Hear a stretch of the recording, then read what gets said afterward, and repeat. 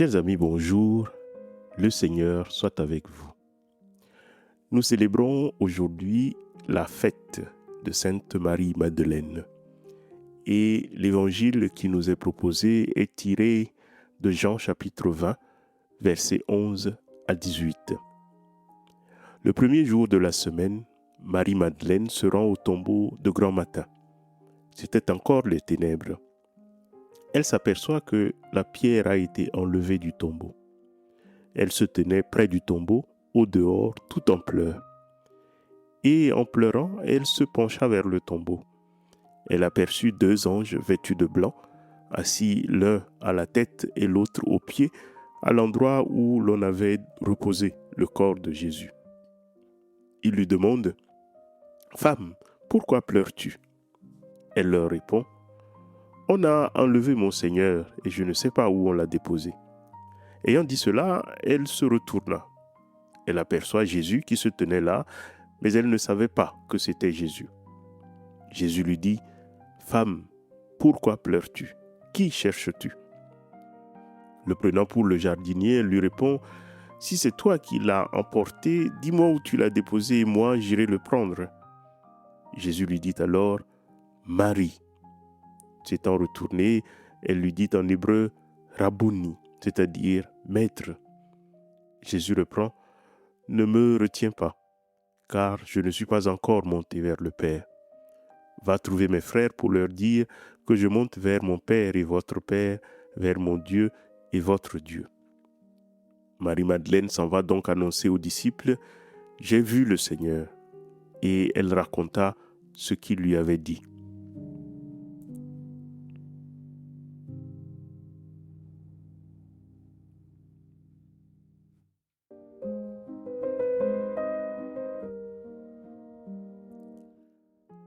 Mes très chers frères, mes très chères sœurs, et vous aussi les nouveaux curieux qui êtes arrivés ici ce matin pour la première fois, qui vous êtes glissés au fond de la nef de cette cathédrale youtubale en espérant une homélie courte, je vous vois, la miséricorde divine est large, mais les bancs ici sont malheureusement étroits.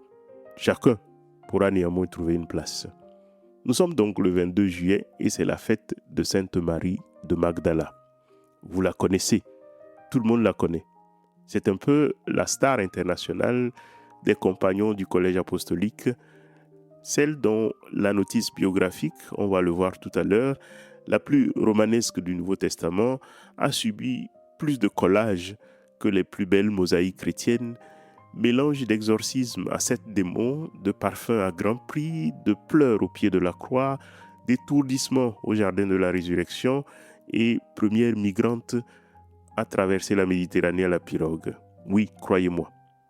Mais avant tout ça, vous le savez, et si vous ne le savez pas, sachez-le, la Marie-Madeleine que nous célébrons aujourd'hui n'existe pas vraiment en tant que telle.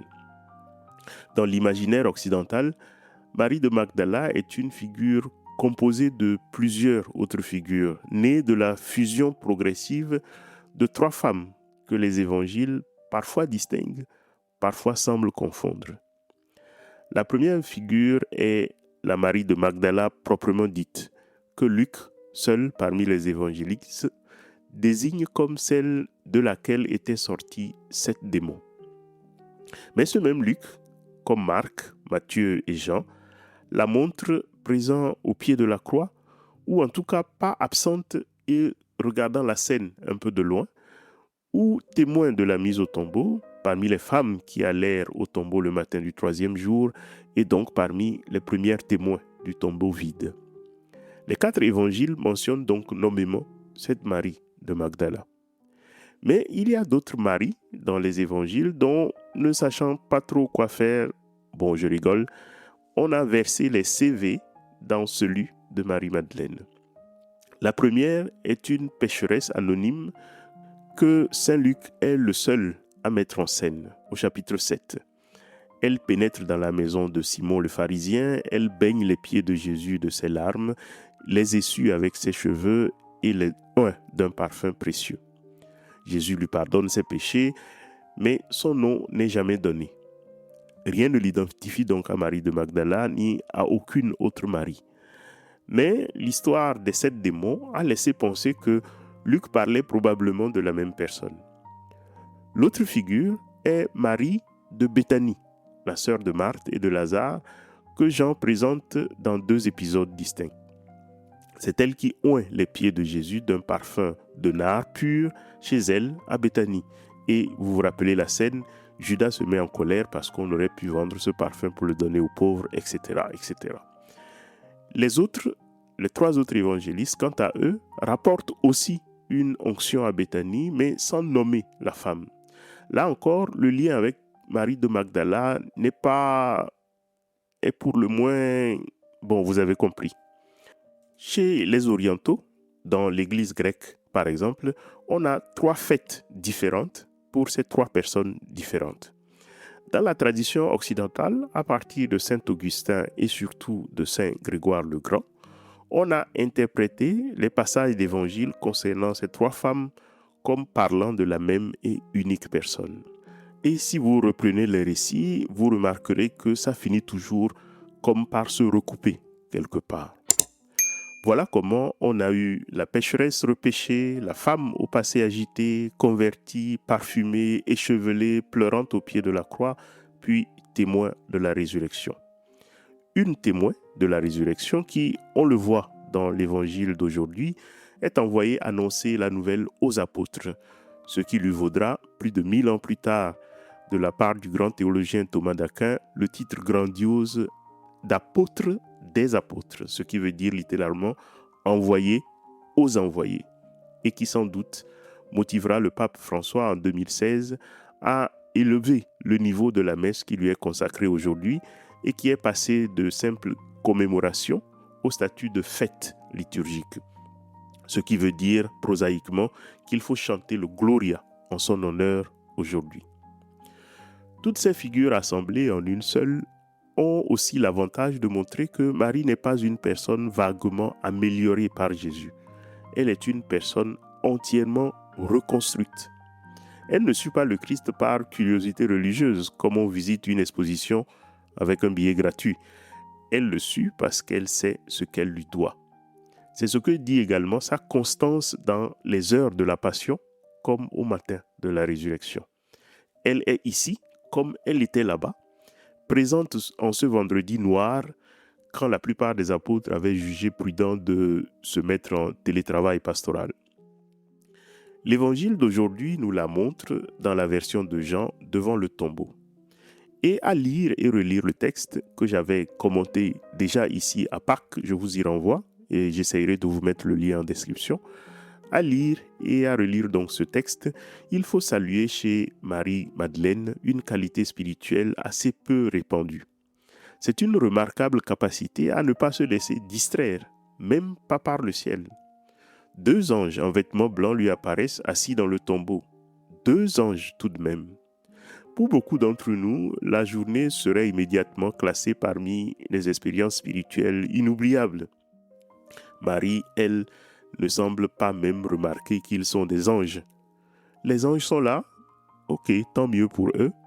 Les envoyés du ciel sont fort honorables sans doute, mais enfin, ils ne sont pas celui qu'elle cherche. Il y a quelque chose de délicieusement irrévérencieux envers les anges, jamais envers Dieu, dans cette scène où les messagers célestes se retrouvent presque relégués au rôle de passants, auquel on demande si par hasard ils n'auraient pas vu quelqu'un d'autre. Et l'insolence ne s'arrête pas là. Ensuite, se retournant, elle aperçoit un homme qu'elle prend pour le jardinier et elle interpelle le prétendu jardinier comme un suspect. Et mon ami, si c'est toi qui l'as emporté, dis-moi où tu l'as mis et moi, j'irai le chercher. Comprenez bien la scène. Elle ne demande ni un miracle ni un renfort angélique. Elle propose un déménagement à main nue, une opération de récupération du corps de Jésus en solo. On songe à une fille de Magdala qui aurait le caractère d'un déménageur de piano, prête à soulever une dépouille d'adulte sur ses épaules pendant que les chérubins médusés en oublieraient presque leur sanctus. C'est alors que le jardinier prononce son prénom, Marie.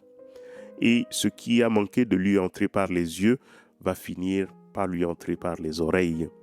Et qu'en un seul mot, la myopie intrépide reconnaît le maître, le portefaix se fasse devant l'apôtre, et celle qui a toutes les apparences d'une brute spirituelle devient cette perle de contemplation que nous fêtons aujourd'hui. Quand on aime vraiment quelqu'un, on ne s'arrête pas pour admirer les panneaux indicateurs, n'est-ce pas? On remercie les anges avec courtoisie, puis on continue sa route. Son cœur, le cœur de Marie de Magdala, brûle à la recherche de celui qu'elle aime. Il brûle sans se consumer comme le buisson de l'aube pascale. Il brûle d'une flamme trempée de larmes que les consolations, même angéliques, ne suffisent pas à éteindre. Alors quand la voix tant aimée troue le matin et murmure son nom, ce n'est plus une femme qui se retourne, c'est l'humanité tout entière qui, à travers elle, est appelée à ressusciter dans le regard du Christ. Nous, les baladins du sarcasme et les flâneurs du doute, recevons cette leçon de feu. N'allons pas confondre les panneaux avec le pays, la carte avec le territoire. Brûlons, pleurons et cherchons comme elle jusqu'à ce que le véritable jardinier prononce notre nom secret et fasse de nos nuits un matin de Pâques. Toi aussi, aime comme Madeleine, d'un amour assez violent pour confondre le ressuscité avec un jardinier, car celui qui aime vraiment voit partout le visage de l'absent et surtout dans ce qui se cache. Cherche donc, cherche encore, non pas les détails de la tombe, mais la personne qui te manque.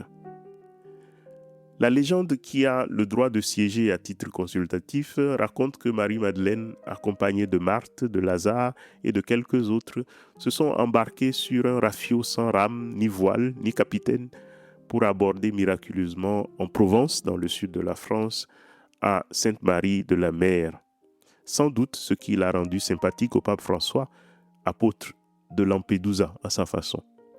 Elle termine sa vie dans une grotte de la Sainte-Baume, transformée en ermitage, avec une vue imprenable sur les forêts varoises, qui, malheureusement, brûlent d'incendie depuis quelques jours. Raison de plus, raison de grâce pour implorer aujourd'hui son intercession.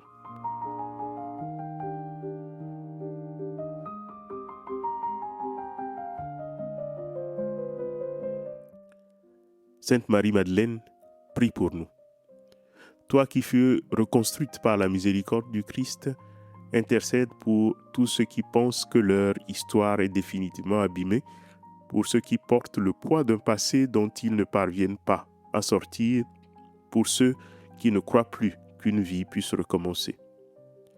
Toi qui as trouvé refuge dans la grotte de la Sainte-Baume, toi qui as contemplé le Christ au milieu des larmes et des épreuves, veille aujourd'hui sur cette terre qui t'est confiée. Intercède pour le Var et toutes les terres frappées par les incendies, pour les familles éprouvées, les habitants inquiets, les pompiers et tous ceux qui se dépensent pour protéger la vie. Que le ressuscité qui t'a appelé par ton nom au matin de Pâques prononce aussi son nom sur notre monde blessé. Qu'il nous fasse découvrir, comme il te l'a fait voir, qu'aucune tombe n'a le dernier mot. Amen. La bouche de Dieu jaillit la vie, sa parole relève et nourrit. Jésus, l'herbe éternelle du Père, sois notre pain.